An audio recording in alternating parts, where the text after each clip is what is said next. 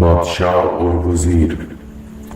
کسی زمانے میں ایک بادشاہ تھا جس نے 10 جنگلی کتے پالے ہوئے تھے۔ اس کے وزیروں میں سے جب بھی کوئی وزیر غلطی کرتا تو بادشاہ اسے کتوں کے آگے پھینکوا دیتا۔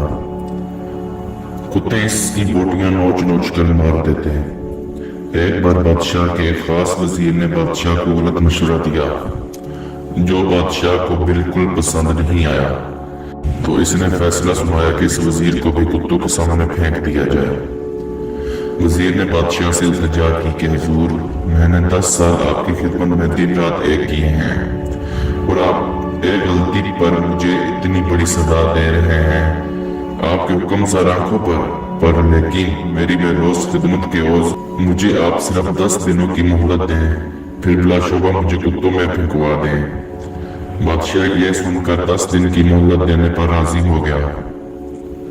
وزیر وہاں سے سیدھا رکھوالی کے پاس گیا جو ان کتوں کی حفاظت پر مامور تھا، اور جا کر کہا مجھے 10 دن ان کتوں کے ساتھ گزارنے ہیں اور ان کی مکمل رکھوالی میں کروں گا۔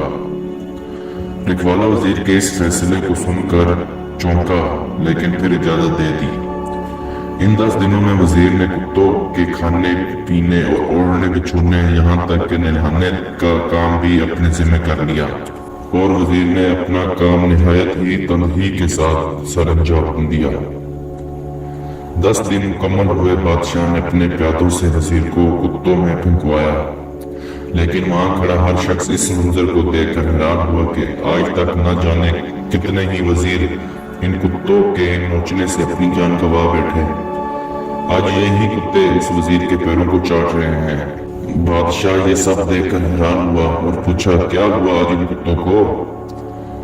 وزیر نے جواب دیا بادشاہ سلامت، میں آپ کو یہی دکھانا چاہتا تھا، میں نے صرف 10 دن ان کتوں کی خدمت کی اور یہ میرے ان 10 دنوں میں کیے گئے احسانات بھول نہیں پا رہے ہیں، اور یہاں اپنی زندگی کے 10 سال آپ کی خدمت کرنے میں دن رات ایک کر دیے، لیکن آپ نے میری ایک غلطی پر میری ساری زندگی کی خدمت گزاری کو پشت ڈال دیا۔ بادشاہ کو شدت سے اپنی غلطی کا احساس ہوا اور اس نے اپنے وزیر سے معافی مانگی۔ تو ناظرین، ہمیں اس کہانی سے یہ سبق ملتا ہے کہ غلطی ہر انسان سے ہوتی ہے، اس لیے اسے انسان کہا جاتا ہے۔ اگر غلطی نہ کرے تو اسے فرشتہ کہا جائے گا۔